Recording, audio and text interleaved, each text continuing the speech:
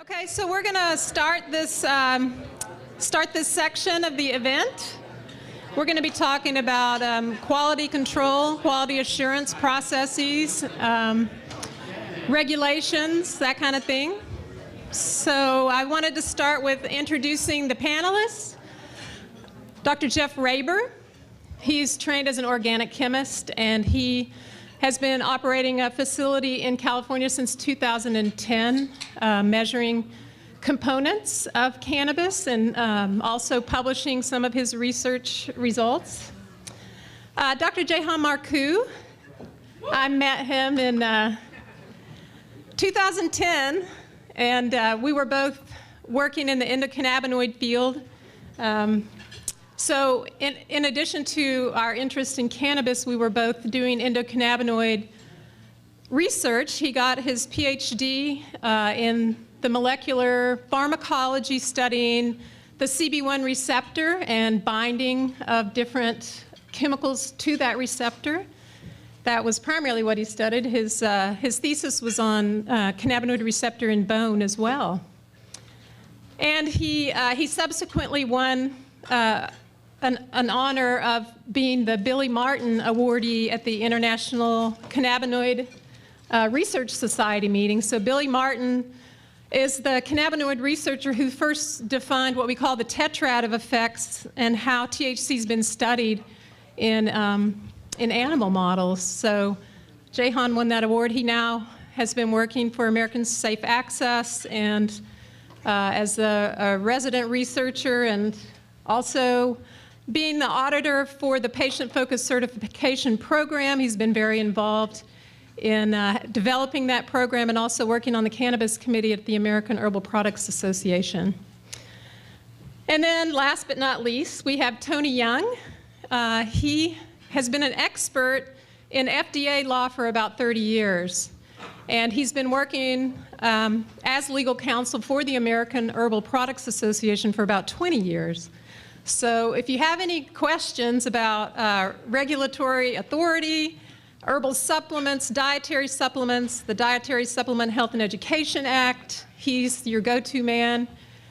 When the DSHEA came out and there were no provisions for adverse event reporting for these products, and the APA said, well, we think there should be, and the FDA said, well, it's not.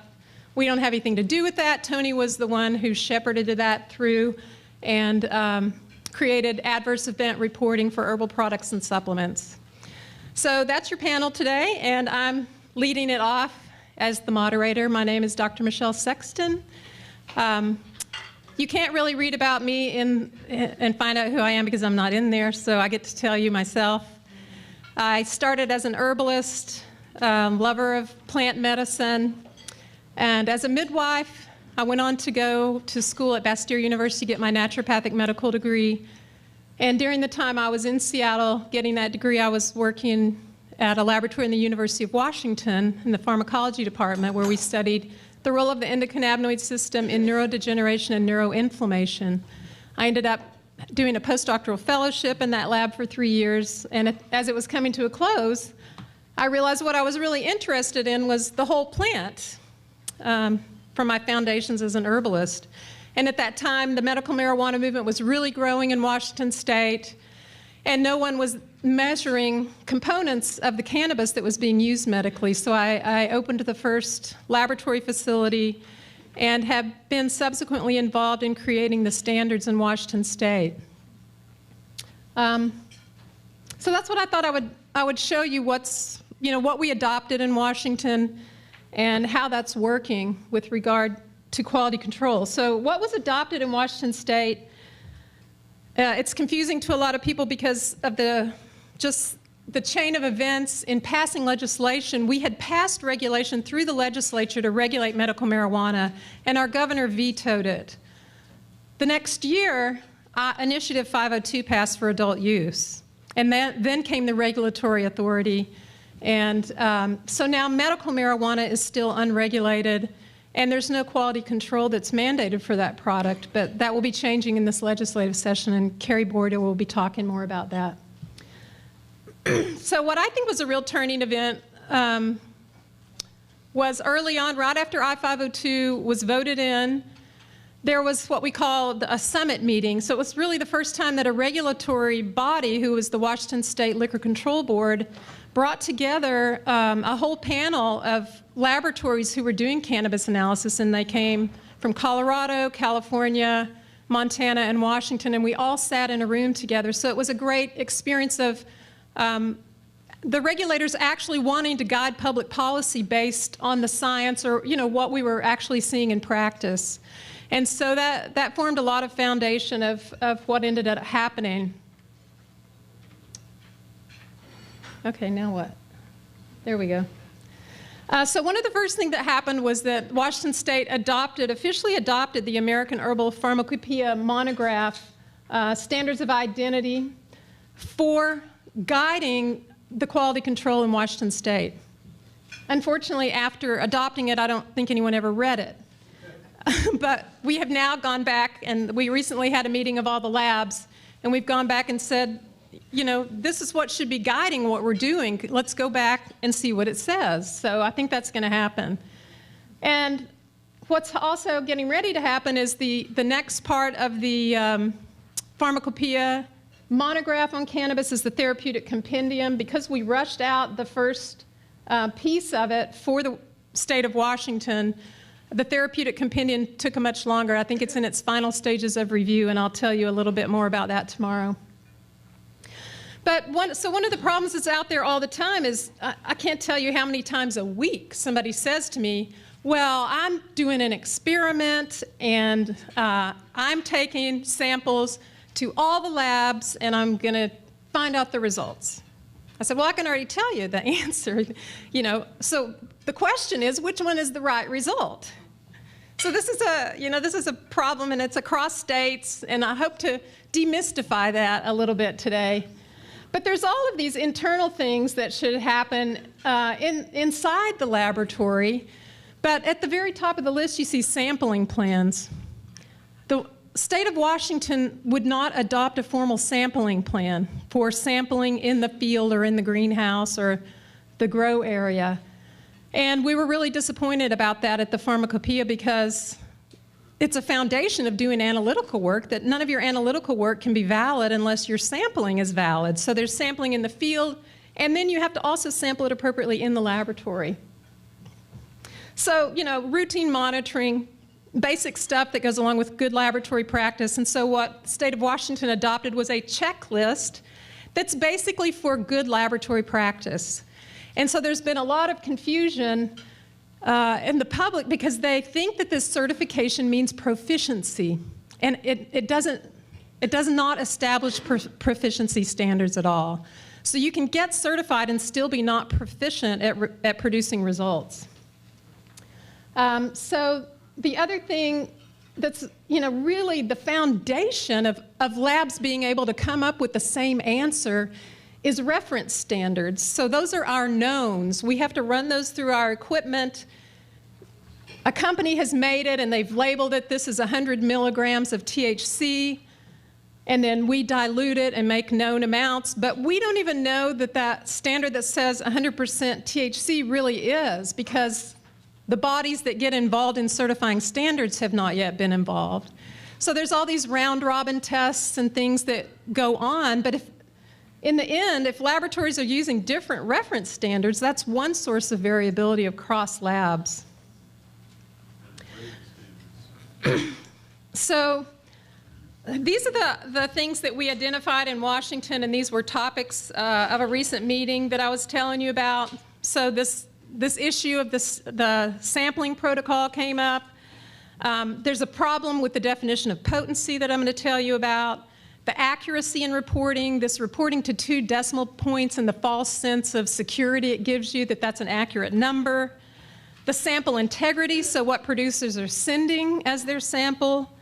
And again, I already mentioned certification versus proficiency. And then if medical gets swept into this system, there's no screening for pesticides in concentrates, for aflatoxins, for ochratoxin, or anything that could really affect the health of really ill people. So we have a long way to go still.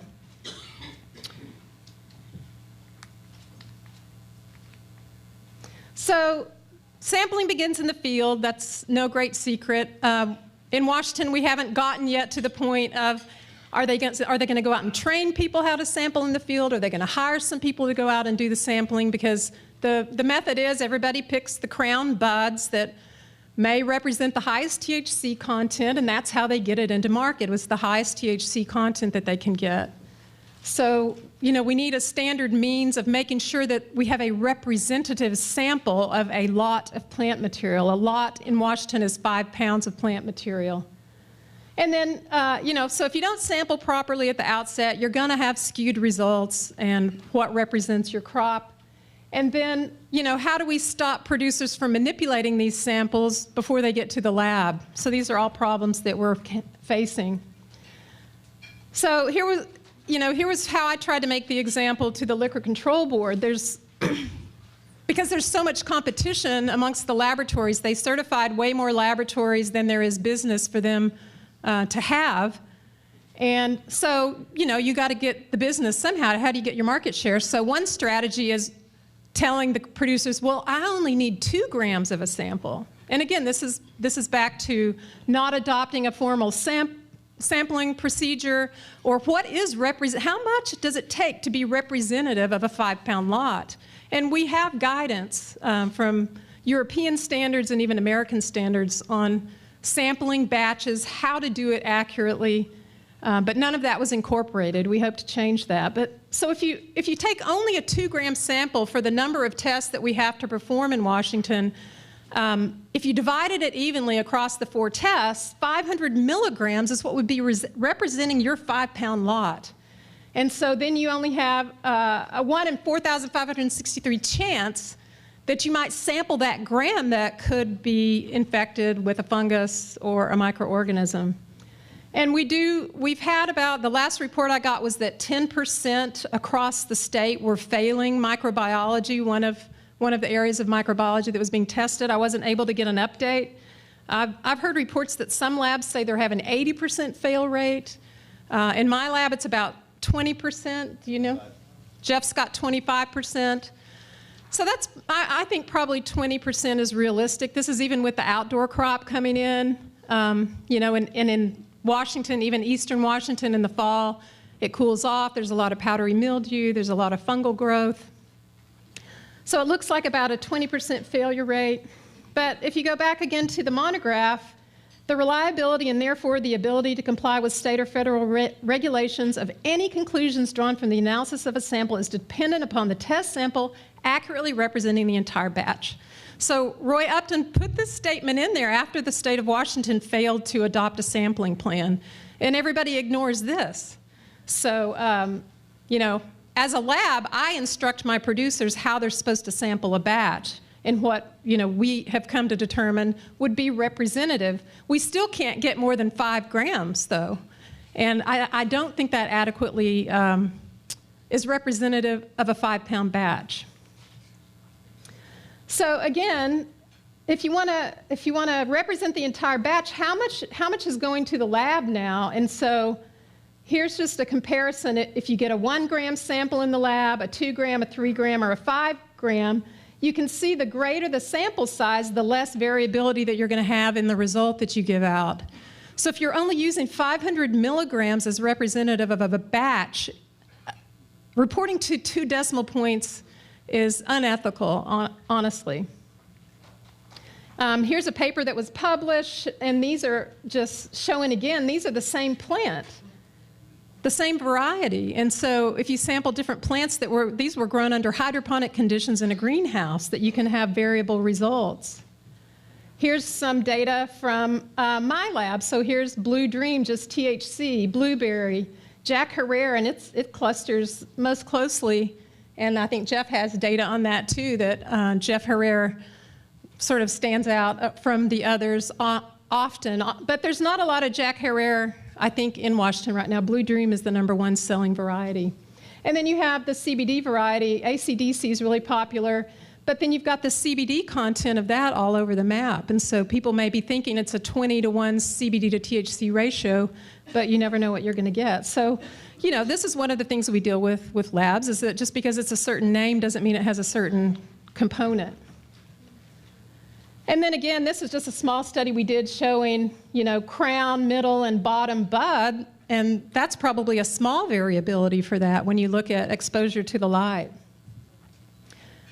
But you do need to know that Washington has the world's strongest weed, if you didn't know this already. Tongue in cheek, I said that. So this is a quote: "Potency testing, meanwhile, shows Washington's recreational pot is all over the map. It averages 16%, ranges widely. About 2.5 is testing above 28%, and some climb into the 30s and 40s. So when this first started getting reported, I mean, I'm a huge skeptic, and I want somebody to prove that to me. So we're getting ready to do an experiment in our lab to demonstrate that this isn't possible. But also they interviewed John Page for this article, which was great because he's one of the authorities on the genetics, and he said, well, with given the growing conditions, I could say you might see 30 every once in a while, but these numbers for 40s. And I had people call in my lab say, hey, do you guys use that method that gives the higher THC value? And I'm just like,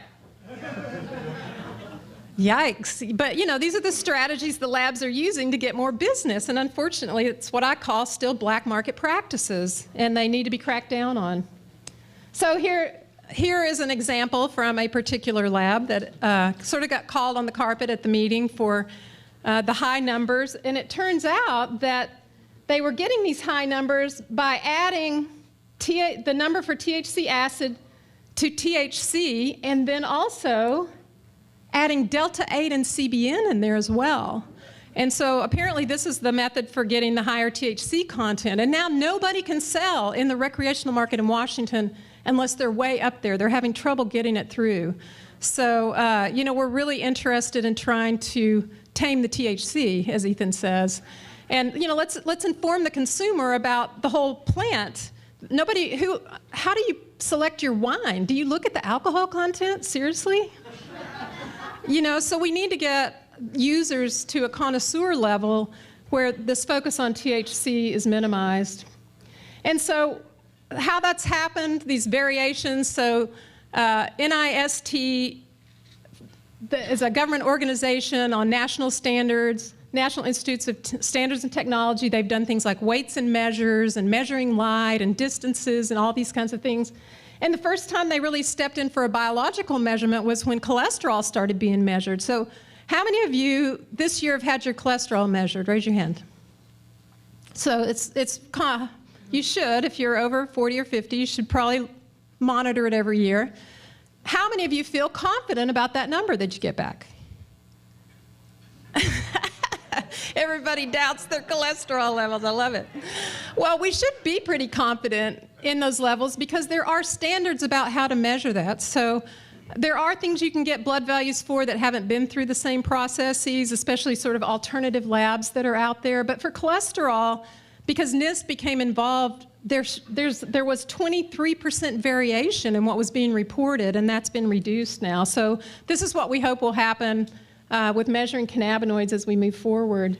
Here's another paper where they said the potencies were inconceivable, and now this was only an average of about 10 to 12%. So what's getting ready to happen is the Washington State Liquor Control Board they just sent out rules for review where they're defining how do you report this THC number, and it's simply going to be THC, removing the acid mathematically and adding it to the THC acid plus THC, which is how I think everyone was doing it anyway prior to I-502 in Washington State. But even when we went to report these to the state where we had to enter it, it said THC acid, THC, CBD, total cannabinoids. We were all like, what cannabinoids are we counting? And I called the Liquor Control Board and I said, why is CBD acid not on there? And she said, oh, I didn't know there was a CBD acid. So again, they adopted the monograph but failed to read it. So this data is just showing that if you take one sample and you analyze it 5 times, you've got a relative variability of 2.3%. And here's the same, if you take the same lot, this is just 1 pound. And if you sample it 5 times, you've now got even a little bit greater variability. showing the variability across the lot. Oh no, what did I do? Okay.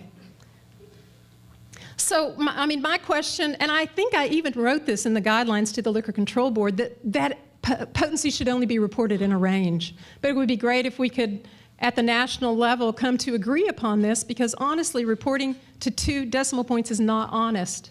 If you were running that sample 5 times, and you had several other samples and you ran it 5 times so that you had your average and an error bar, then maybe you could report that average to 2 decimal points. But when you run it 1 time, it's not ethical. So I'm going to talk briefly about contamination. What we passed in Washington came out of the monograph. So if you want to look at the guidelines, they're in the monograph. So many people were passing, and they were just shocked. They couldn't believe that there was any contamination on their cannabis, and they come back, and they're just horrified. And then they show me a picture of the harvest thrown into the back of a dirty pickup truck. So these are people that never grew cannabis before. They were farmers, and that's how they treated other crops. And so they didn't even know that it could be contaminated in the process. But then there were the expert growers who are also horrified that any of their product comes back contaminated.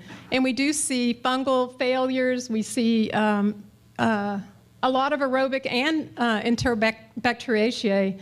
And so what we did, because Enterobacteriaceae is such a large group, if you have anything greater than 10 but under 20, we perform this total coliforms, and if you have under 10, it will still pass this, and all of it has to have these, and there's 0 tolerance right now, and we're looking at relaxing the limits on that a bit.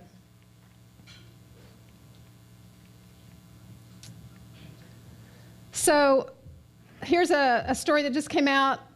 They recalled some of their product. It was contaminated with Enterobacter, not associated with acute health risk. Well, which Enterobacter? It matters. And we don't really know the health hazards. There's reports of contaminated marijuana being inhaled, and people with compromised immune systems, that's more with fungus. But, we really don't know a lot about this contamination and how this product's being used.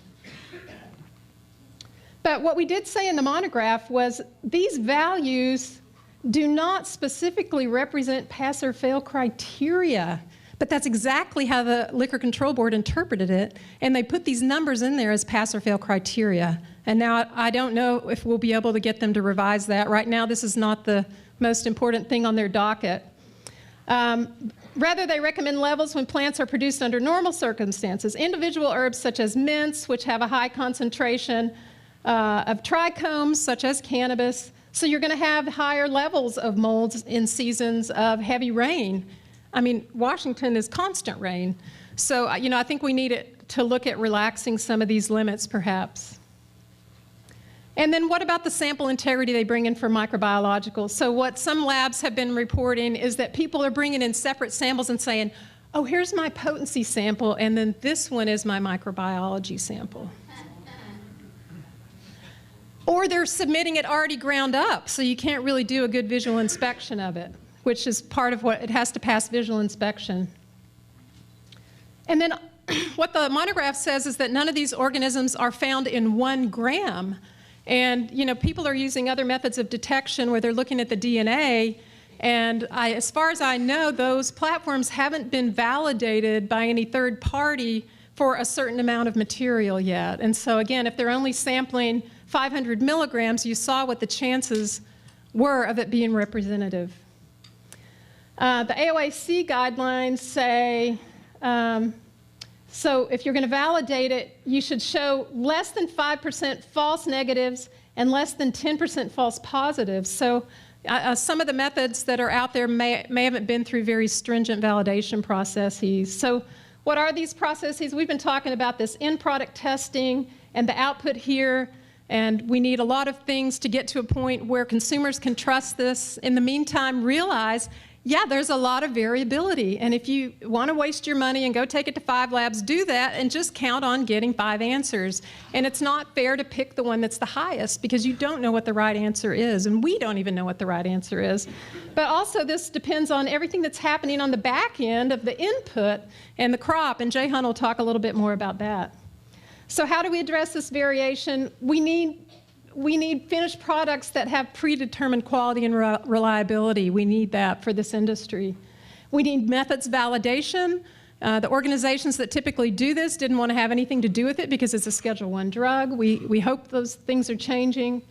There's international committees for consensus process. We need proficiency testing, but we can't really do this until we have certified standards and validated methodologies. So don't count on knowing whether your lab is proficient or not anytime in the very near future. And we really need a team approach, and this is what we're starting to see happen, that professional analytical chemists are coming up and taking an interest. Everybody's willing to come out of the closet now and say they're interested, and this includes the American Chemical Society, the American Oil Chemists Society, and many others. But we need government agencies and professional organizations to continue to come together in unity to really create everything we need as a foundation for quality assurance and quality control of cannabis products. So thanks for your attention, and at this point, I guess Jeff is next.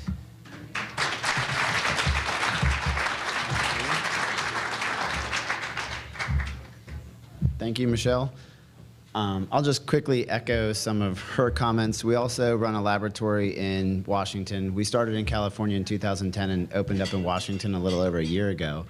And we got a sample from a client and said, don't hand this back to me with the result unless it's over 20%. I said, do you guys know how the labs work up here? It was very alarming to me, but I think I certainly can comment and say my frustration is the same as Michelle's up there. It's exceptionally difficult to operate with a number of other labs who are just trying to find the absolute highest number, not trying to operate properly or ethically, and insist on running in the race to the bottom to try and do it as cheap as possible, actually below some costs, is what I think is actually going on. So it's very unfortunate because it would be better for a patient to have no number than the wrong number, in my opinion.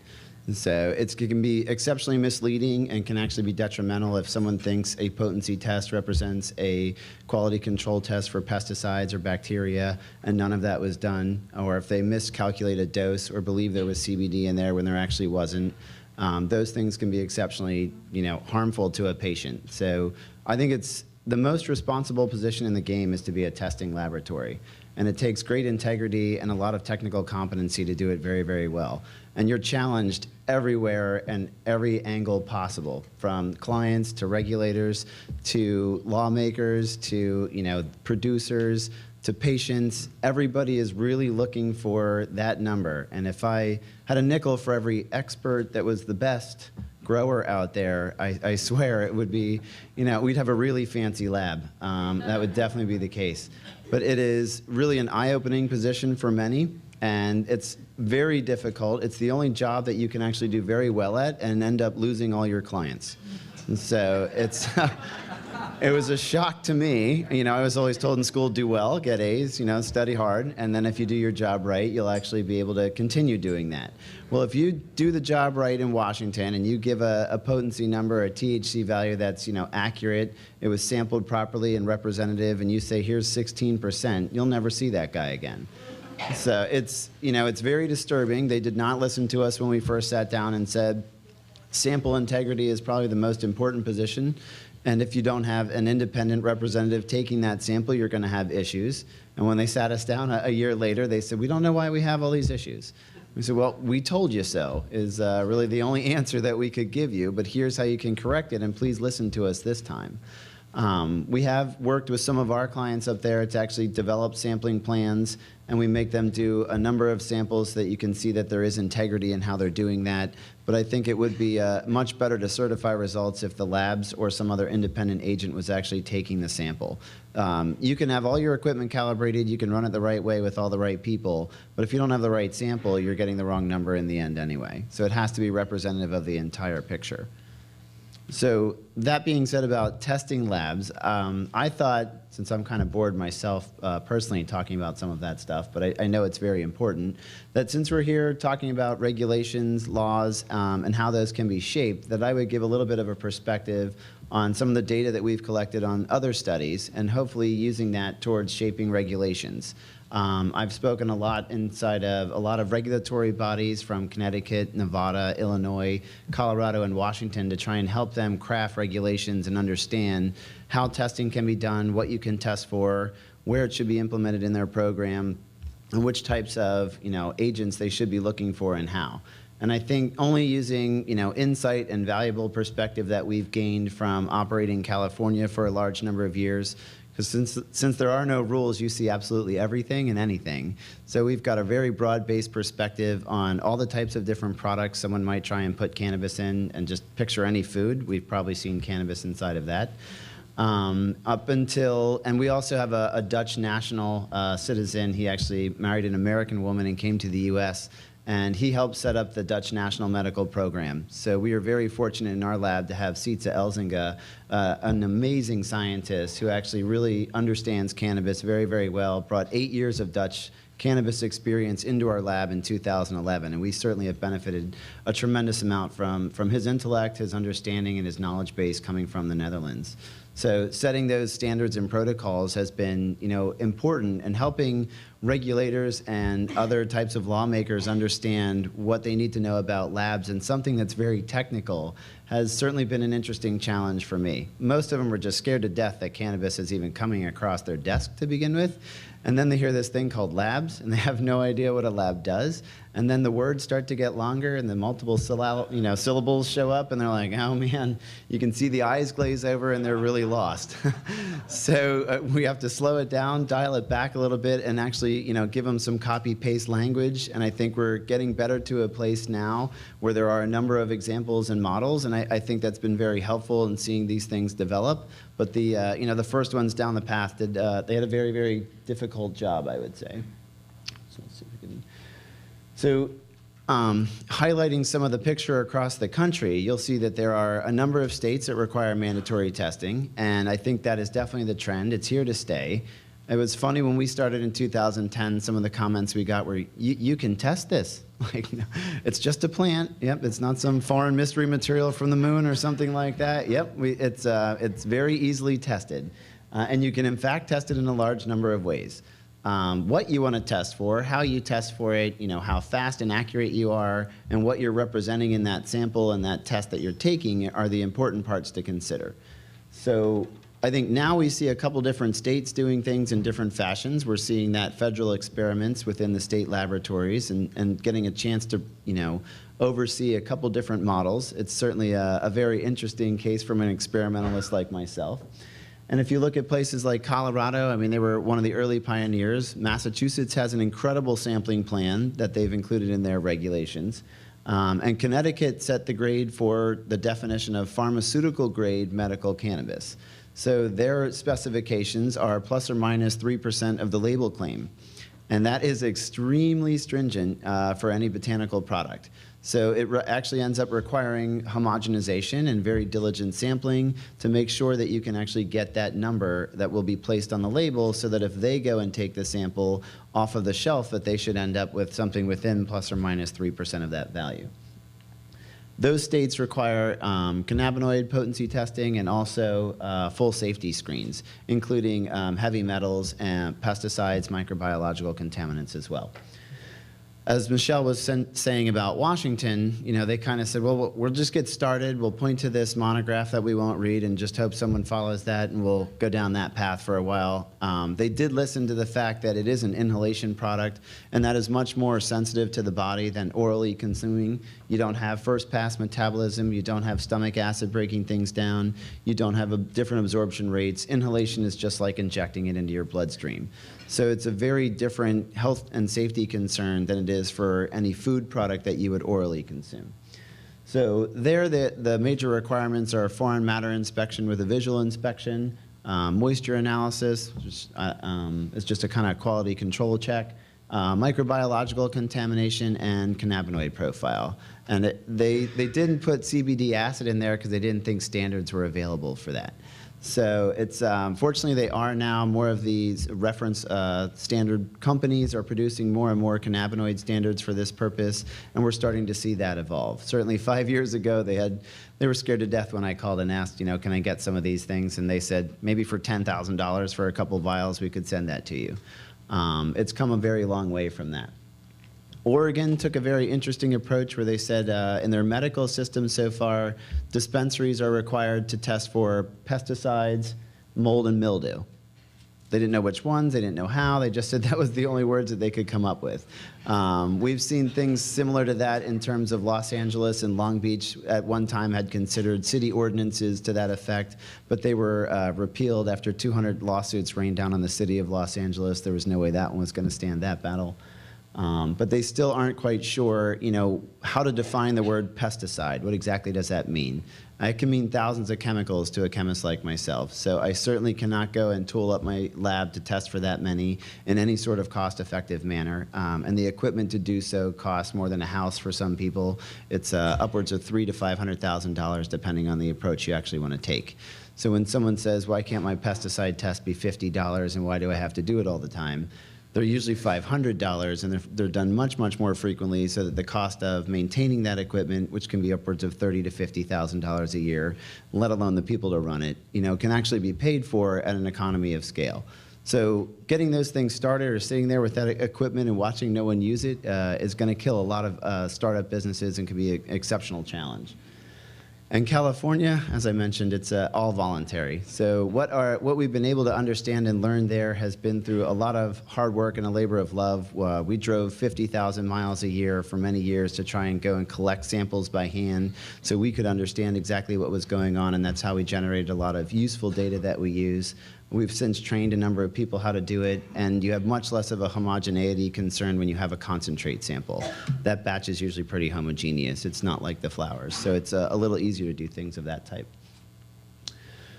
As we discussed, the amount of microbiological contaminations that we see, we've seen in that scenario, we've taken the samples, we understand what's going on, approximately 25% of them fail our gold level, and that's the same level that's set in Washington's I-502 recreational market.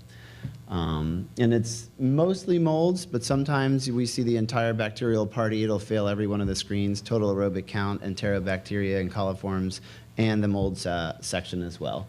And there are some published reports out of the UK, I believe, that talked about aspergillosis, which they attributed to contaminated cannabis being inhaled. So I believe that can be a concern. Pesticides, and I think in that word pesticides, we try and look for pesticides, herbicides, fungicides, and plant growth regulators. Plant growth regulators are exceptionally prevalent. They're used to manipulate the plant and maximize the return in the shortest amount of time and increase the yields. Those are definitely prevalent, and sometimes unbeknownst to the cultivator who thought that they were just using nutrients, which in fact had those types of agents in there. 10% of our tests are found to fail for that. And I need to caution everybody, when you hear a lab quote the numbers or percentage of numbers that they see, we're given the samples that people thought didn't have any pesticides on it. We're not seeing the entire market's worth, so it's not a very broad-based picture. It's what's come into the lab. And we have had numbers of dispensaries say when they tell potential producing members of their dispensary that they're going to have their products tested with our laboratory, they pick the bag up and run back out the door. They know that we'll catch it. We're really good at what we do, and therefore they're just going to go down the street to the next guy who doesn't test in California. So we're certainly not seeing the general case. We actually went out private, secret shopper style, and circumvented, some of the interest in that result. And we looked at a number of dispensaries in a small area in Southern California and found 35% of them contain pesticides or plant growth regulators. So it can be a very large number. And you do concentrate pesticides into the concentrates. So I think that's not generally well understood. If it's on the plant to begin with, most likely you're going to concentrate it, and it will actually result more clearly in the concentrate. It's a little easier to find in the concentrate. The matrix is a little simplified. But it will be there. There's I don't know of any methods possible that would actually destroy or degrade any herbicides, fungicides, or pesticides like that. A lot of them have very similar properties to THC and the cannabinoids you're going after, so they're just going to go along for the ride and end up being concentrated as well. So producing medicine in that sense, you haven't clarified all of that. You can get rid of microbiological contamination with things like CO2 or large amounts of ethanol. And that will actually, kill any live bacteria, but it may leave behind aflatoxins and things of that type. But pesticides are a whole other story. You're just better off never having them in the plant to begin with. Residual solvents also are often found inside of concentrates from butane, hexane, isopropanol, acetone, ethanol. We've even found benzene and traces of other petroleum cuts that were used, such as naphtha and things of that type. So just because it's a concentrate doesn't mean it's clean or any better.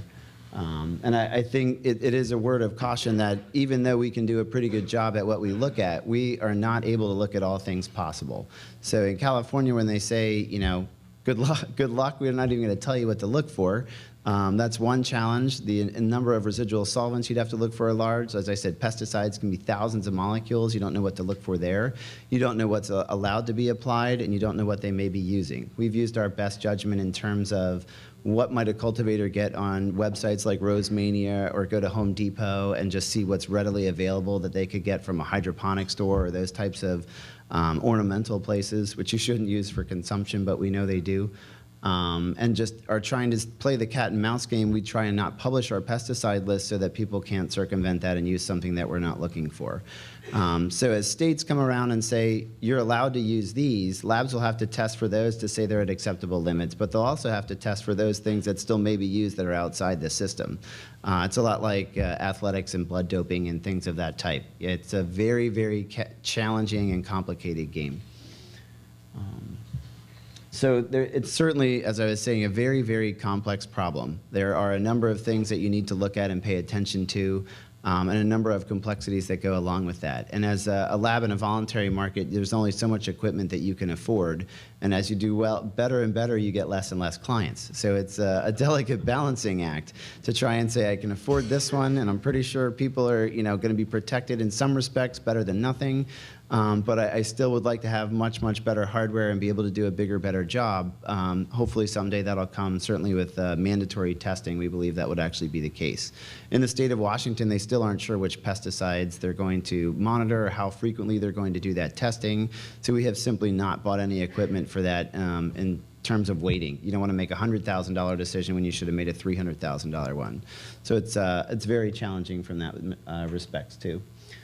So it's method development takes a long time too. To do that right, to do it repeatedly, and to do it really, really well, it takes a considerable amount of efforts. So it would be another word of caution if a new state comes online. It'll be interesting to watch in Nevada how fast a lab says that they're ready to go, especially if they were a brand new lab that never did any cannabis testing before. So if they're ready to go day 2 that they've opened their doors, I'm really going to question that one, because it takes a lot of practice and experience to say that they've done that well and really went through the whole picture. But we know the market doesn't want to wait. So what I'd like to talk about now is our pesticide inhalation study that Dr. Rousseau had alluded to earlier. And I think one question we got when we started testing pesticides was, how do you know that that would actually be a problem for me? How do I understand that if I have it on my plant material that I would ingest that? And that's a very fair question. I was like, that's one of the best questions I've heard operating in the space so far. I said, that's good. We got an intern from the local community college and sicked him on the project. A very bright young man, Nick Sullivan, and said, here you go. We're going to set you up. And we studied the pipe on the left, the water pipe that was produced by Scientific Inhalations. They supported the study. So they said, how about you study our device along with a typical handheld one on the right, which they made specially for us to configure to connect into our equipment.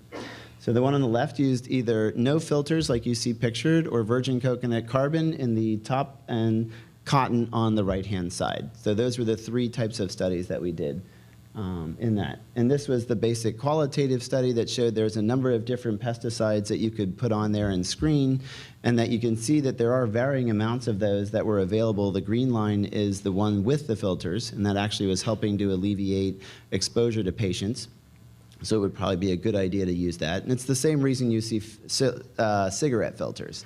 So in the cigarette world, they understand that pesticides may be present, but they really don't care because they think they're going to kill you anyway. And that was that was the rationale. So there are no pesticide standards in the tobacco world. We can't actually even apply that here. But we're talking medicine to people who are immunocompromised. They may be very sick. They may be very young and developing. And we're not trying to cause harm to anybody. We're actually trying to help people.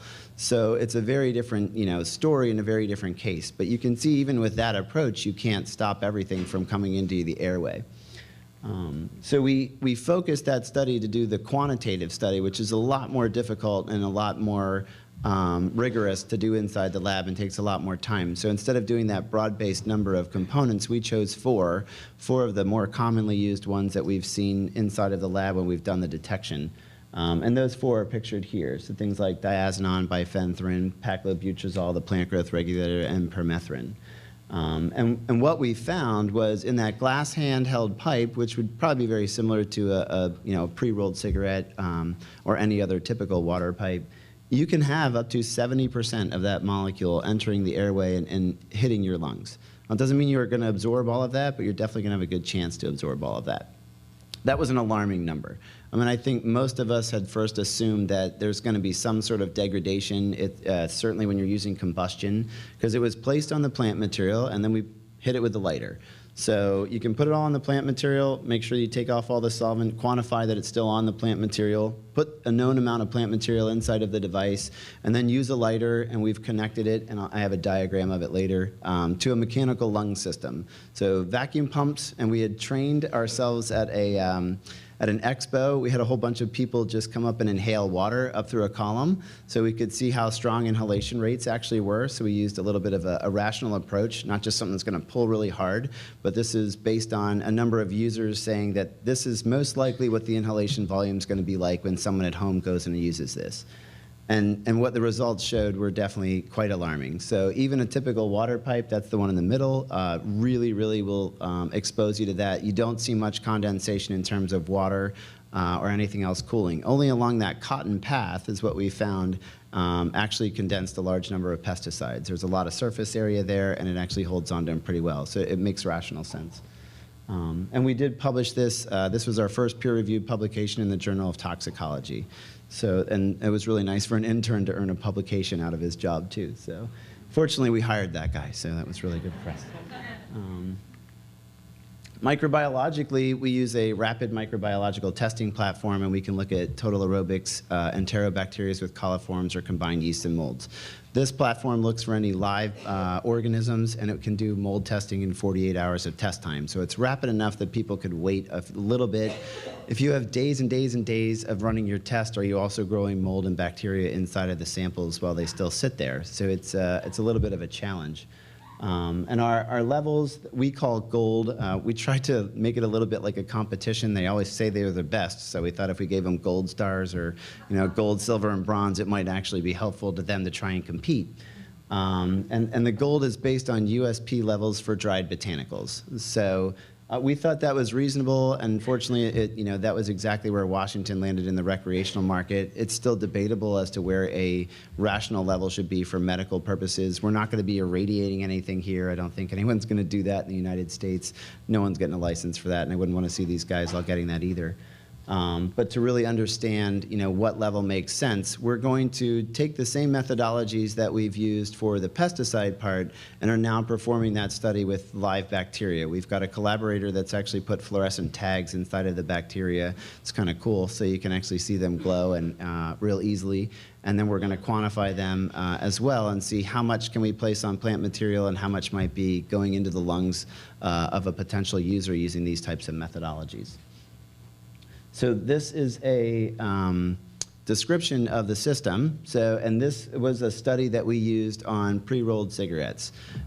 We thought, a lot of states, at least two of them now, Minnesota and New York, have said we don't want flowers around because they apparently don't know what a dab is. So I think they were thinking that there was no recreational problems if there's no flowers, but I think that they're just misinformed. I certainly understand the utility in concentrates being medicinal, and maybe that was their intent. But I don't think that you should throw flowers away because bulk plant material can be exceptionally useful, used in tea for the cannabinoid acids. It can be very helpful to a number of people, and some people still prefer that, or that's what they knew before. So I'm really kind of libertarian-minded. It should be an open choice for anybody and everybody. We shouldn't have CBD only or THC only. You should have whatever cannabinoid works for everybody. Every form of the plant should be available, and you should let all the patients make that decision with their doctor, not a lawmaker or a regulator should not be making that decision.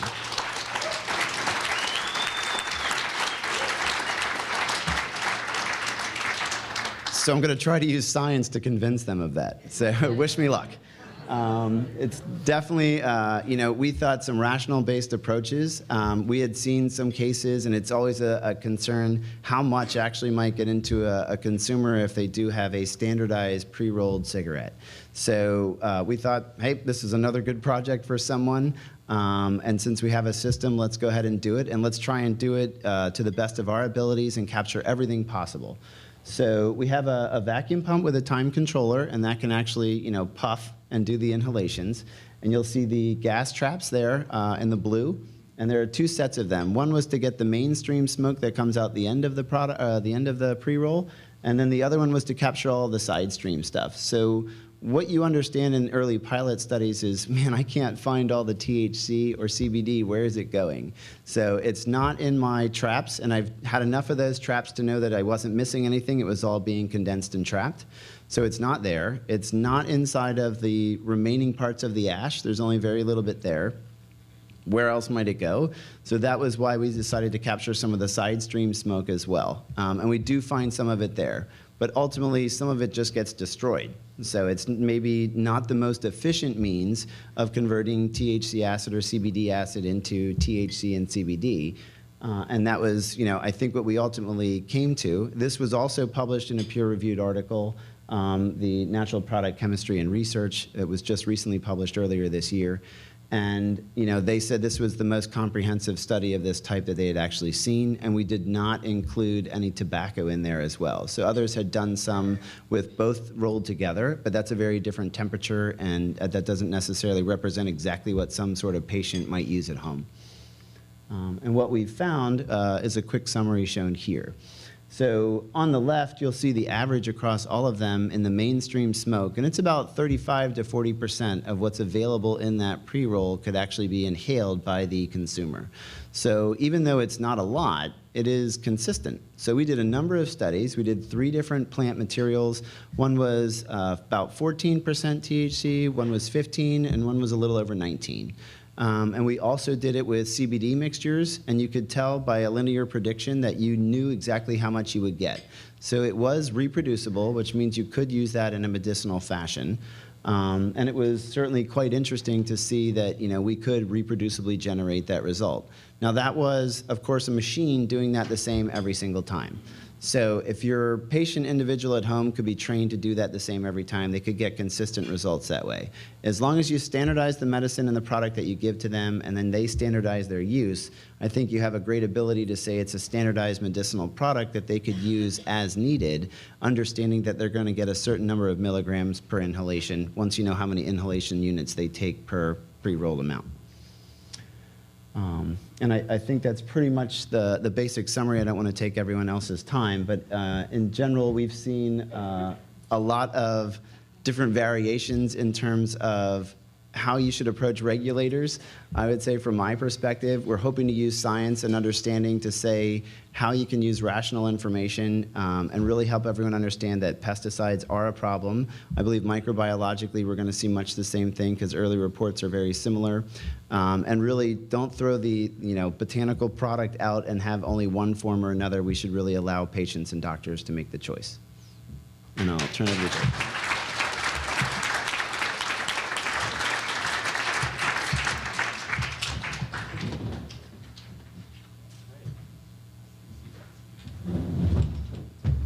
Okay.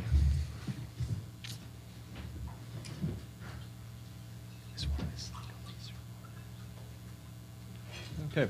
All right. We've heard a lot today. We heard from 2 people who operate laboratories that are certified by patient-focused certification. But what is quality assurance? What is this method development stuff? Why do we need these standards?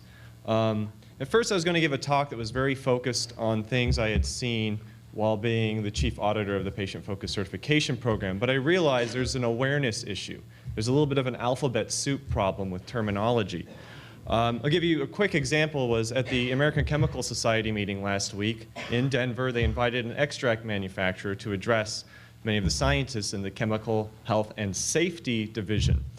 When asked if he was following any if he was GMP compliant, the operator's response was, I think so, which is probably the worst response you can give, which would be better to say nothing at all at that point. So I think he didn't even know what GMP was, so there's a big awareness and outreach issue. So what I'd like to do is just sort of lift the lid off of what constitutes general requirements for good laboratory, good manufacturing processes. And so basically I'm going to talk to you a little bit about a paradigm shift that Michelle Sexton talked about towards the end of her talk. I'm going to talk about quality control and what is quality assurance, quality control, method validation, as well as discussing good manufacturing processes. So here are my axioms for auditing or quality control for the things I do. The first one is no assumptions. Don't assume anything. If you're taking in a product that you're testing for pesticide, treat it like it has pesticides on it. When you're developing your methods, go from simple to complex. Don't immediately try to shove a brownie into your liquid chromatograph. Start with THC, see what possible matrix interference there is. Go from simple to complex. And the third and probably most important one is use brackets whenever possible to give ranges and actual real values. Those are my three axioms, and I'll be periodically referring to them. So what constitutes best practices? Really, quite simply, it's made up of three things. You have science, technology, quality assurance, and quality control. Science moves very, very slow. Technology moves extremely fast. But they're both balanced out by quality assurance and quality control. And so these are sort of just the baseline of how you start thinking about best practices. And so we've experienced a paradigm shift, not just in the cannabis industry, but in the FDA and quality control in general. We go from reactive to proactive. The old process that still is around today is variable input, fixed process, many scrap batches. So what does this mean? It means you have variable input. You're getting in a raw product, you're blending it, you're mixing it, you're preparing something, and you have a fixed process, which means you have a QC, QA test at the end. So you've invested who knows how much money, time, effort into generating a product, and you QC it, QA it at the end. It doesn't pass your standards, you have to scrap it. Extremely inefficient and wasteful. The new paradigm is variable input, variable processes, which, if you're making something, before you go from step A to step B, maybe you should make sure step A was done correctly. And then when you go to step B and you're getting ready to go to step C, make sure step C was done correctly. Don't wait until you've already made the product to go back and QC it. Variable process allows you to create more consistent output. So quality control. Basically, this ensures that data information generated are of a known accuracy, degree of probability, and proper documentation and training. Quality assurance does incorporate quality control procedures, but there's more accountability for the results. Someone has to sign a piece of paper saying these are the official results from this test. There's traceability of an analytical report. Who was operating the machine that day? Who was doing sample prep? Proper and calibration of standardized procedures, method validation, all this stuff comes down to documentation. So are things written down? And so when you have a QC, QA system, it basically represents a pattern of actions that's for optimization, productivity, communication, and generally increasing value. All right. So general requirements for laboratory quality control. So trained personnel. This is a moving target. So you want to make sure your personnel are trained. But if you upgrade your software from, from whatever was previous to ChemStation, are they trained in how to use that software? If you get a new piece of equipment, a new HPLC machine, a new version of it, you have to also make sure that your method is robust enough that it can handle changes in equipment, but also people are trained on that equipment. Environment and facilities are properly controlled. The environment's controlled. It's safe. It has things like a fire exit. Solvent storage is probably the biggest issue that I've encountered, and I can't stress this enough. Reference materials, getting appropriate reference materials for what you're studying. Having sampling guidelines, sample handling, sample storage, calibration documents that involve with calibration. Also, how you calibrate it, measurements of uncertainty, precision and accuracy. So, you know, how close are you getting to the target, and how many times, how reproducible is it?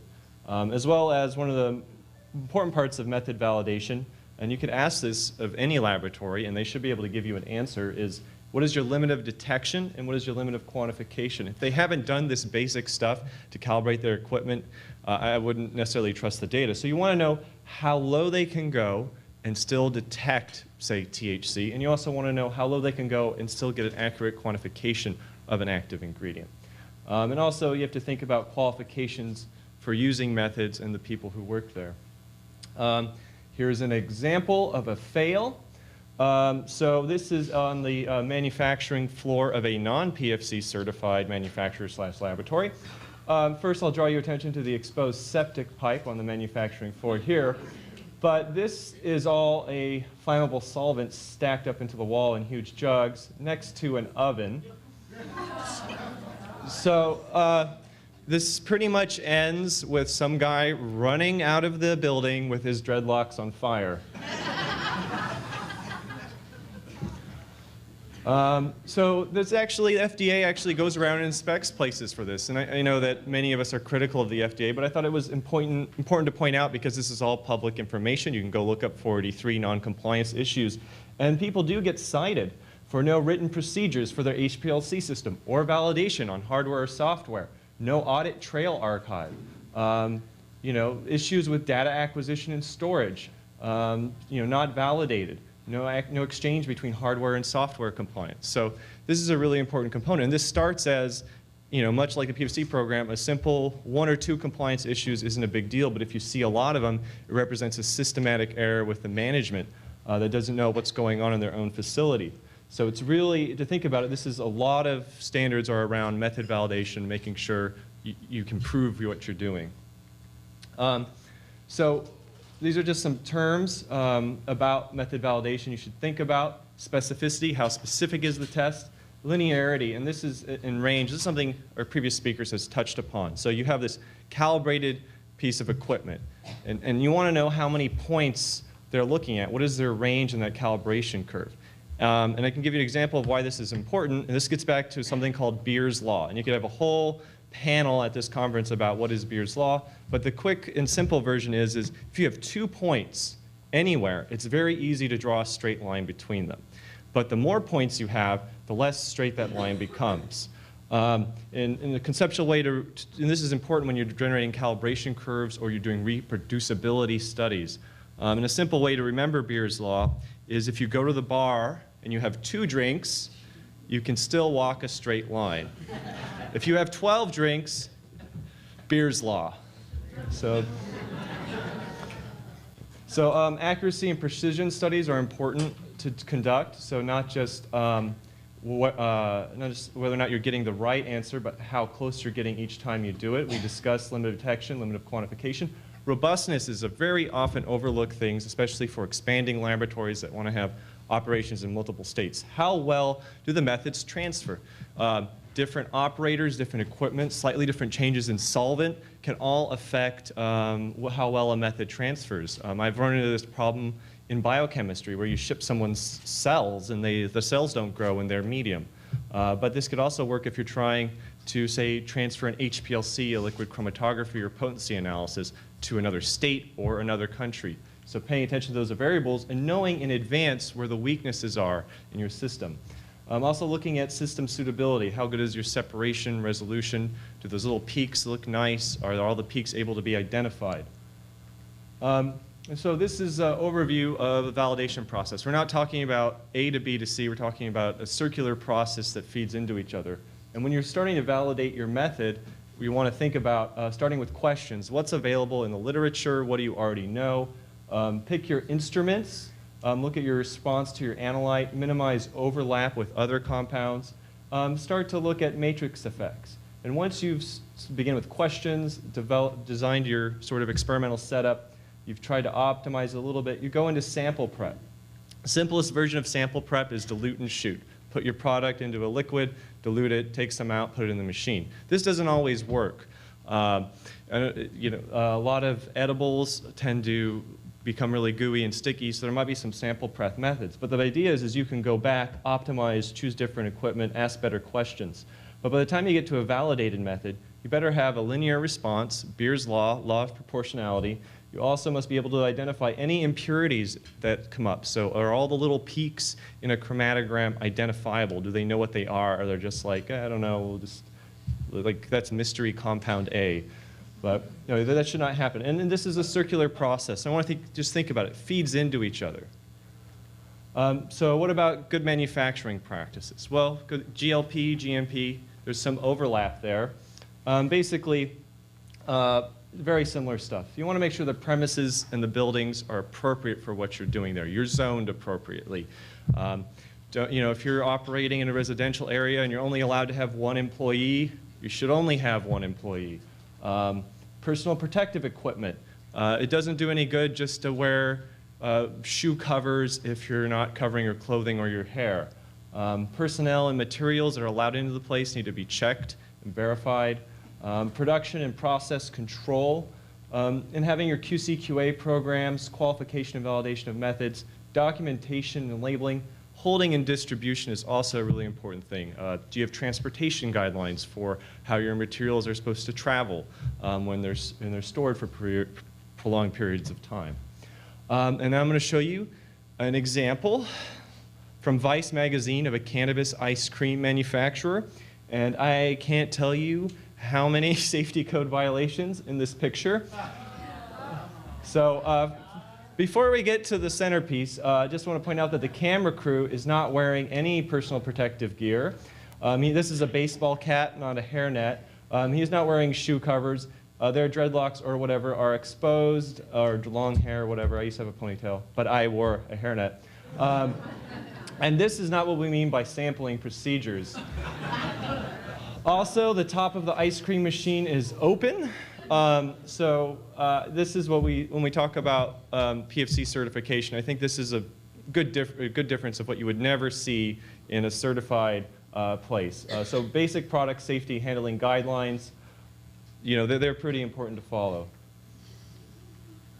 So how do you initiate these sort of practices? This little flow chart. So let's say you're doing what you do. Well, you should be able to prove it, right? And if you're unable to prove it, you should ask why.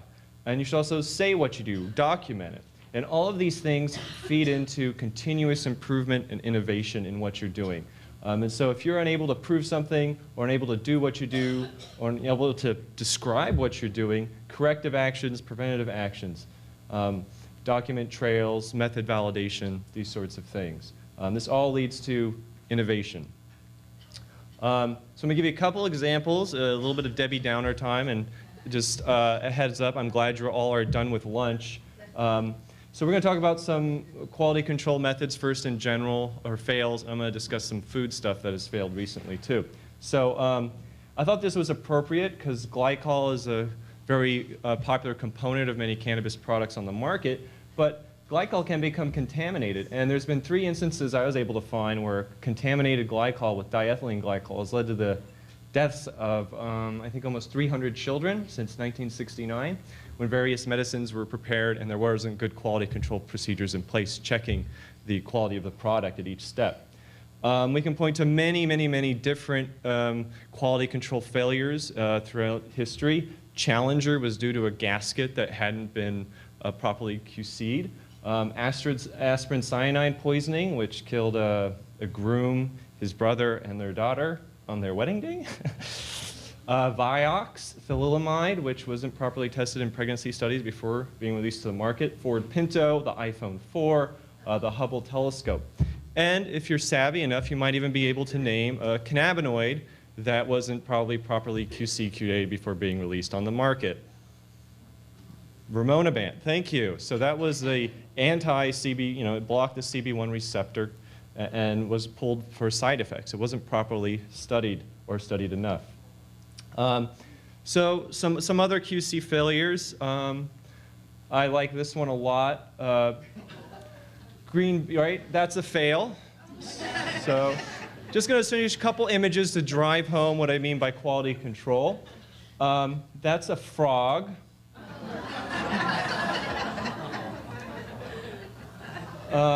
You know, unevenly filled liquid containers in a supermarket. I think this could be important when you're thinking about vape pens or tinctures or things like that. And it's very rarely that quality control mishaps work out in your favor. So here is hamburger buns and hot dog packaging. I guess it doesn't matter so much sativa indica, right, Ethan? But if there's immersing content different, watch out. So this is the one instance I could find where quality control mess-ups might fall under your favor, is the giant Oreo. But these are all examples of things that can go wrong, even with good quality control procedures in place. And this stuff usually happens when there's only like 90% conformity. So, you know, the PFC program is centered on 100% conformance to the guideline. And this is important because for other industries, if you only allowed, say, 99.9% conformance to their standards, it would equal, say, 2 unsafe landings at Chicago Airport every week, which would pretty much shut down the airport. 16,000 pieces of mail to be lost each hour by the post office if they only followed 99.9% of their SOPs. Or in terms of pharmacists, 20,000 prescriptions to be incorrectly filled out each year. Less fun than it sounds. So pick a standard, pick any standard. There's lots of stuff out there. There's FDA, ICH, PFC, USP, ISO, AOAC, AOCS. There's lots and lots of organizations that have proposed standards for proficiency testing, and many of them overlap. For instance, the material used for PFC, like the American Herbal Pharmacopoeia Cannabis Monograph, is USP compliant. ICH overlaps with FDA and USPA guidelines. And make sure that whatever you're doing for your business or your operation, that it's appropriate for what you're doing. ISO is one of my favorite things to see floating around the industry. For instance, if a laboratory was ISO 9000, would that be appropriate? Not really, because hotels can be ISO 9000. You know, you want to make sure it's the proper alphabet soup lettering that you know, ISO 17025 is specific to laboratory processes. So you want to make sure it's appropriate. And standards are not there to hide things. It's to bring things to light and to make things better. These are not, you know, illusions or tricks to get past regulatory agencies. It's about transparency. I'm going to just go into a little bit about batches. This is a shameless plug for Monday, where Kristen Nevedal, who's the PFC director, and I will be discussing sample prep and batches. And it had been discussed a little bit, and I just wanted to go through some of the terminology. So when we talk about a batch, we're talking about a finished product manufactured according to regulations, GMP guidelines, or some people call it a standard processing unit. But a good test of a batch is that if it is divided, is nearly homogeneous or nearly the same, whether you divide it in half or divide it in quarters. So why do we want to sample? Why do we want good sampling protocols? To reduce bias in either a quantitative or qualitative analysis. In general, to follow USP 561 guidelines for botanics, if you have a container of a batch, you want to take from the upper, middle, and lower sections of each container. And when you're preparing samples by combining them, you don't want to alter them too much. You don't want to add or take away too much moisture. You don't want to significantly affect the sample. So the goal is to submit something that is a representative sample of what you have. As it was mentioned earlier, you know, if you just take the tippy topmost of the bud, you'll get a skewed result. So if you're trying to figure out the potency of a harvest and you go to this plant and you're like, I'm going to take this little leaf here and I'm going to dry it out, I'm going to send it, you're going to get like an astronomically high, you know, THC rating that doesn't represent what's actually in the plant. Here's a good diagram. These are trucks, but we can pretend that they're containers, and you can see these little dots represent samples. And the more you have, the more samples you need to take to verify the quality. There are ways of preparing samples. One way that people prepare samples is they take their batch and they cut it into quartering, and then they mix 2 of the quarters and submit that for testing. So they have a representative batch of what they're offering. And so to close, I just want to say that, you know, this quality improvement is is important for the industry. It's creating serious inroads into changing how management is done. Technology, innovations, I mean, really, it's really important for recognizing innovations in the industry.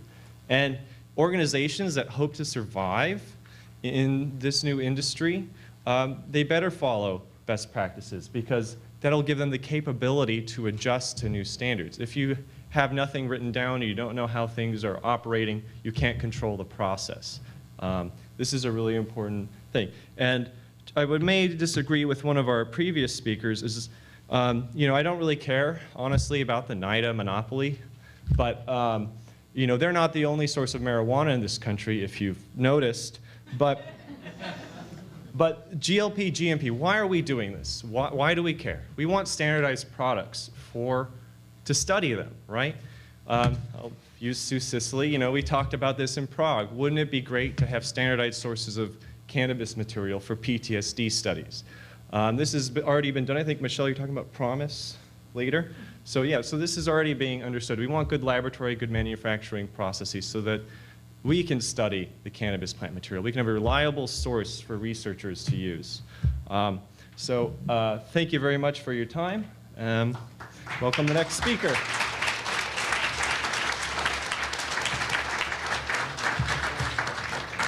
I'm Tony Young. I am General Counsel of the American Herbal Products Association. We are the trade association of the herbal products industry. I want to disabuse Michelle of my authorship of the petition to have the adverse event reporting by FDA. That was an APA project. Michael McGuffin and I worked on that, and the APA board approved it. And we essentially led the industry by saying the time has come for botanical or for dietary supplements to have an adverse event reporting system. No, I think I brought the wrong one. Yeah, and I don't have my pewter with me.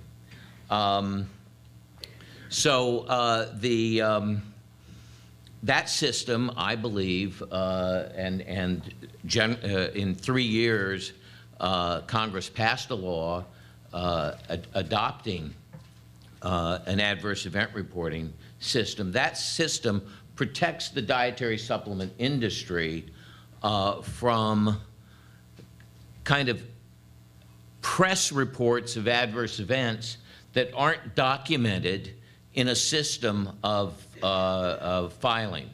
And I will get my proper slides so you'll all have access to them, I think, at the end of this, or yeah, probably by the end of this.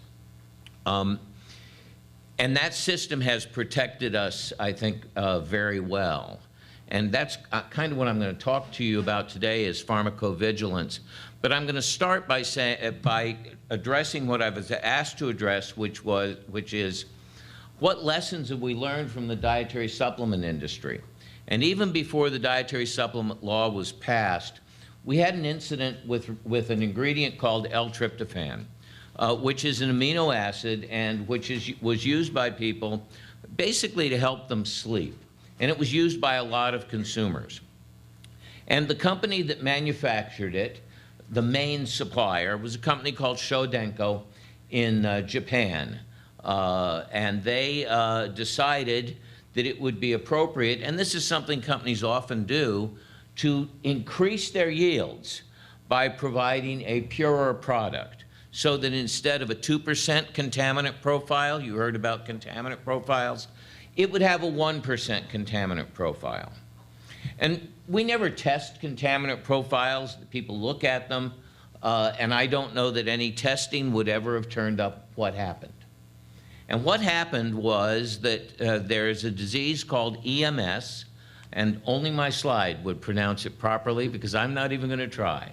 But EMS is a debilitating or fatal disease. If you're debilitated, you get to live the rest of your life very, very challenged. If you die, you die. They had about 35 deaths and hundreds of people debilitated. $1.7 billion went from their company to the injured and to the lawyers. think about, and I always say this to the dietary supplement industry when I speak, think about suppliers of ingredients in your industry. How many of them have $1 million to stand behind their products if there's something wrong with them, even if they obviously don't know that it's wrong with them? So this is an example of where you tinker with a process of making an ingredient that has a track record of safety, and in tinkering, you seek to improve it, and something happens. Something bad happens. How many companies in this M and C industry are out there tinkering to create better products?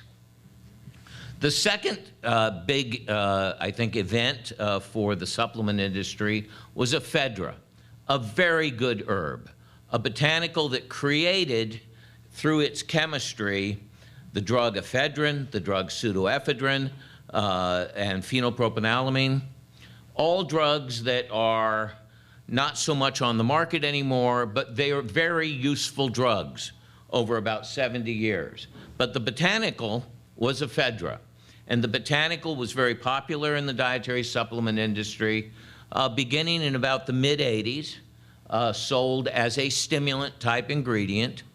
And then after fen-phen, the diet drugs, went off the market, ephedra became a very popular diet ingredient in the supplement industry. And so you had an herb that had some limited use that all of a sudden became very, very widely used. And with that came adverse event reports starting in Texas, in a multi-level company that sold to a lot of people in Texas. Texas Department of Health got concerned. They started asking people about adverse effects, and they got back a lot of reports of, well, this happened, that happened.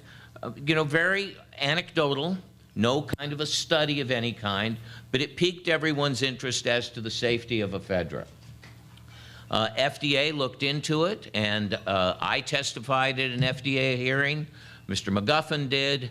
Other trade associations did, and we tried to work out labeling and levels, ephedra levels, in products that FDA would then deem to be acceptable.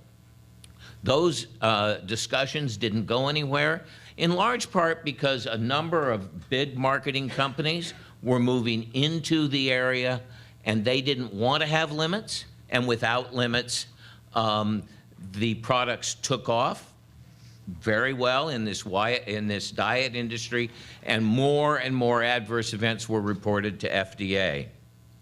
FDA then, after a young man died in Boston, on his couch, he was a student, he was an athlete, he was a person who worked out, pumped a lot of iron, and took a lot of ephedra products that they could trace because of those affinity cards that you get at your GNC or Whole Foods or whatever. Those affinity cards will track exactly what you're buying, and we assume you're using it all. And that started another investigation, and eventually in 2004 or 2005, ephedra was banned.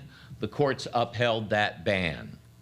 And the lessons of ephedra are that people knowledgeable in the botanical industry understood this was a botanical that you needed to treat with respect. And yet the marketing people in the various companies were able essentially to co-opt the process for the usual reasons. Money talks and bullshit walks. And therefore, they co-opt the process. They continue to provide money and sell their products and make money. And so this good herb is no longer available to us. It's just no longer available in the U.S. All those companies, by the way, they went out of business. They went bankrupt. They're back in various forms now, but they all essentially went under with all the product liability litigation. And the product liability litigation is as a result of all those people who are injured or who are alleged they are injured and who hire lawyers. And once that legal process gets going, it wasn't 1.7 billion because there wasn't that much money there, and there wasn't anywhere near that kind of disastrous injury. But nonetheless, all of those companies went under. The rest of the industry paid extraordinarily high insurance rates for the next 2 or 3 years. So all of that success of those ephedra companies was paid for eventually by the entire industry. Sales were down generally in the industry. Don't lie to your government about adverse events. One of the companies took it upon itself to say, we have no adverse events. And then thousands and thousands of letters and telephone call intercepts, that kind of information that was all recorded in their files was disclosed. That guy went to jail for another reason, but he nonetheless went to jail. So that's an example of another one that took, oh, we got the right one? Whoa, you're the man.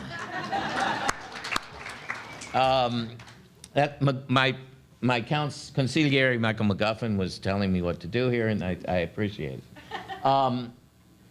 So this was a very long, expensive process that kept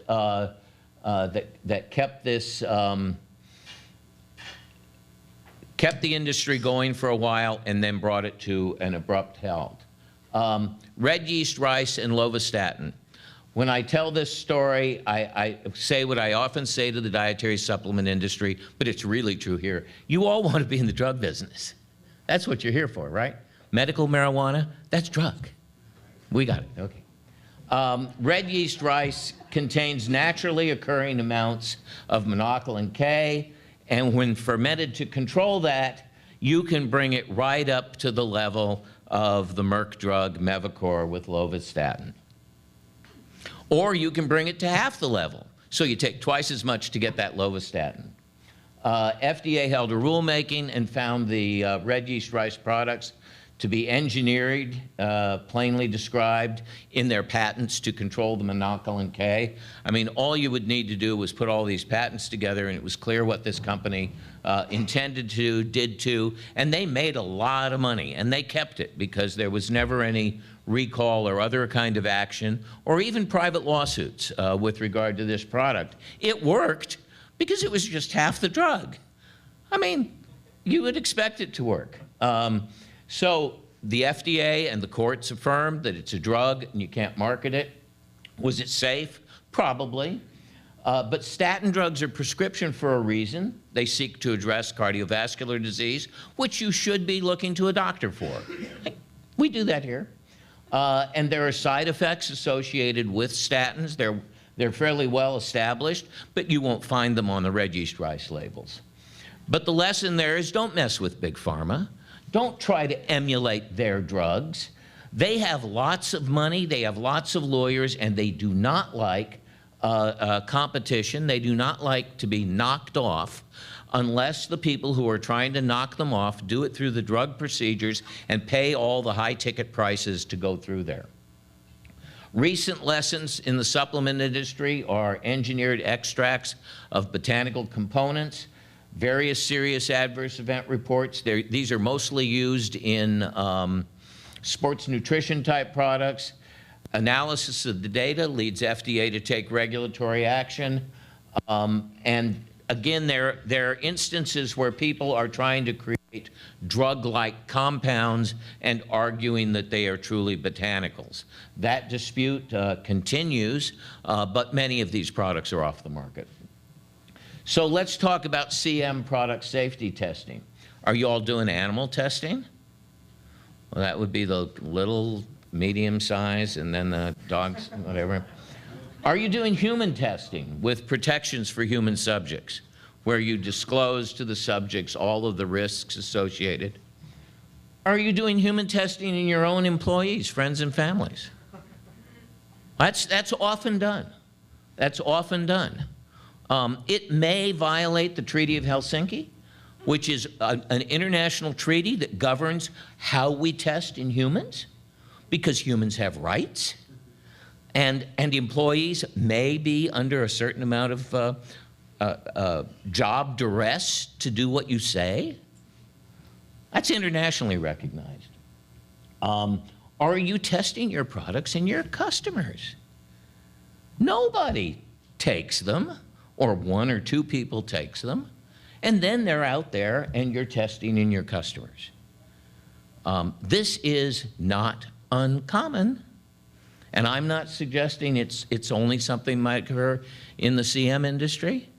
It's just not uncommon. It doesn't occur in the drug industry. Pharmaceuticals are not tested in the customers. They're only tested in the customers insofar as 5,000 people in human tests is not necessarily predictive of what's going to happen after the first 1 million other people take the drug. But that's because they are very obviously powerful agents. This is a bad reason for pharmacovigilance, but it's a real reason for pharmacovigilance. Pharmacovigilance, it's the science and activities relating to the detection, assessment, evaluation, and prevention of adverse events or any other drug-related problem.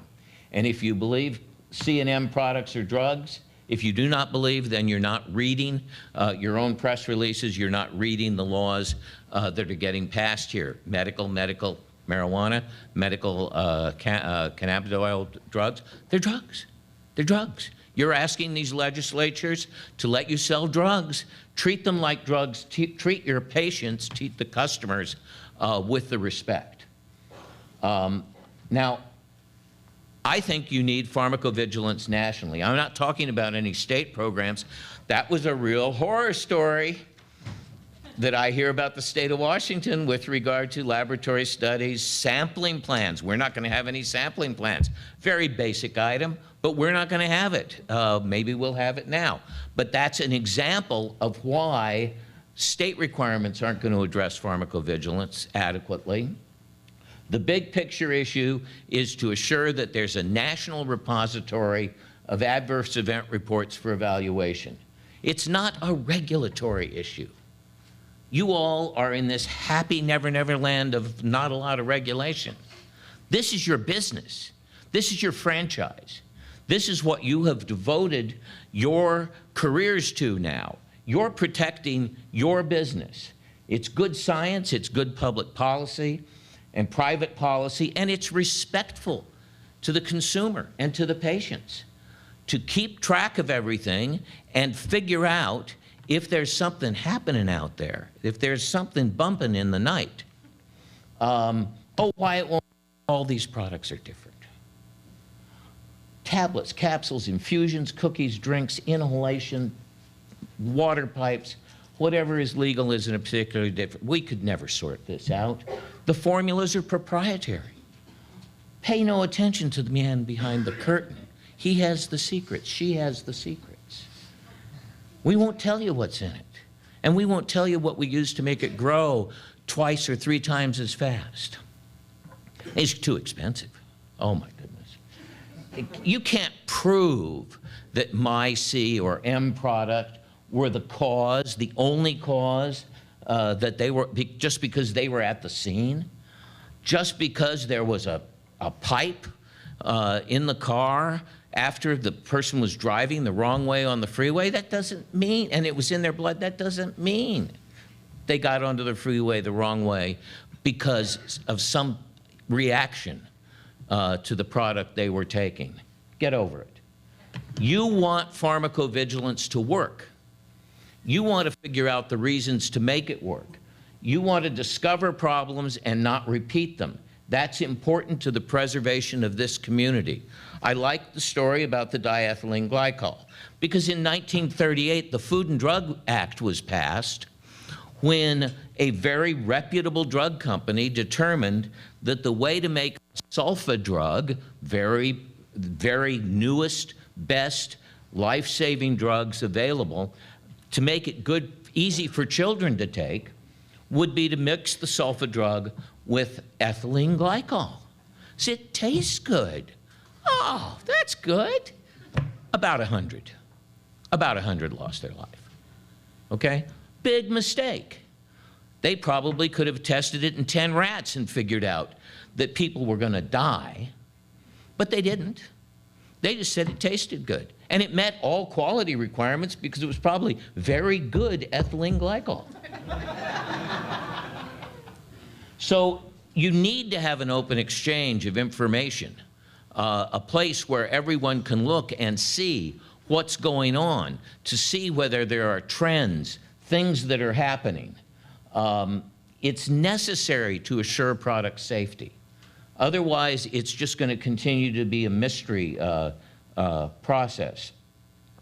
All the won't works are just challenges to be overcome by people smart enough to come as far as you've come. You're smart enough to overcome all those challenges. So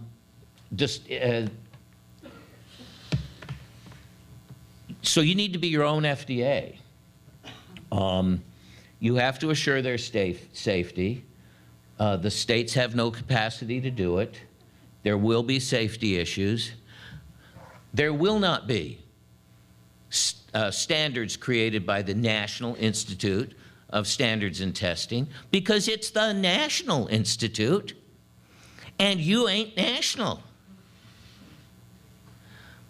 The national government is watching to see how big a pothole you all are going to fall into,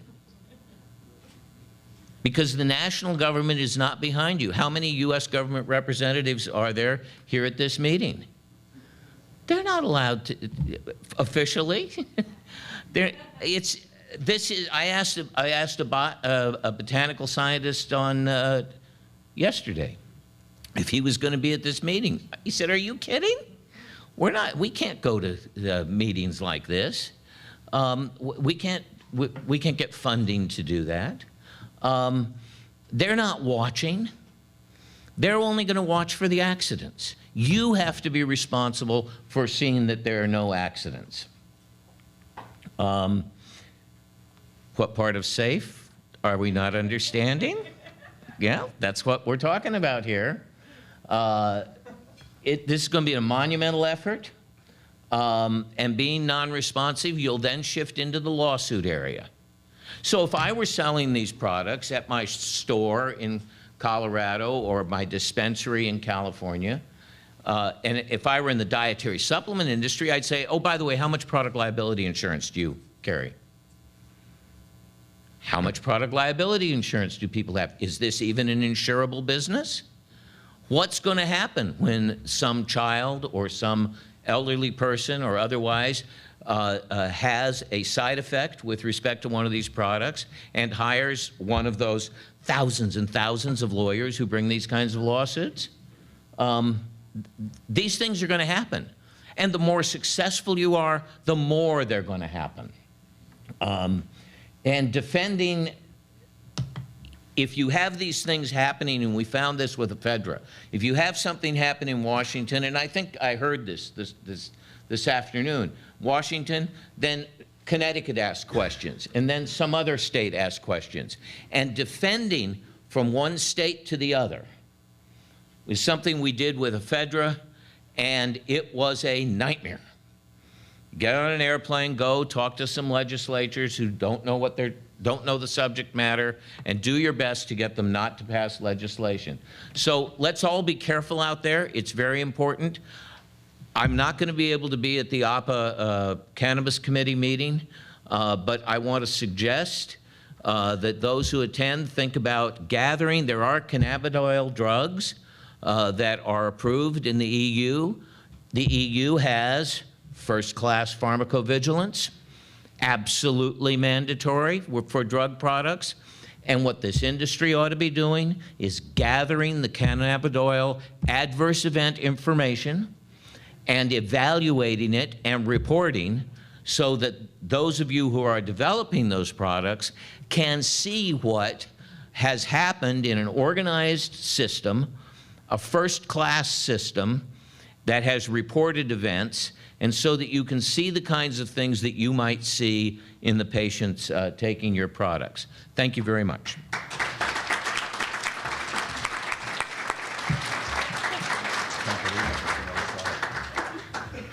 Thanks so much to Tony Young, who will always amuse and horrify. Dr. Jahan Marcu, Dr. Jeff Raber, and to Steph Scherer and Asa for having us on this panel.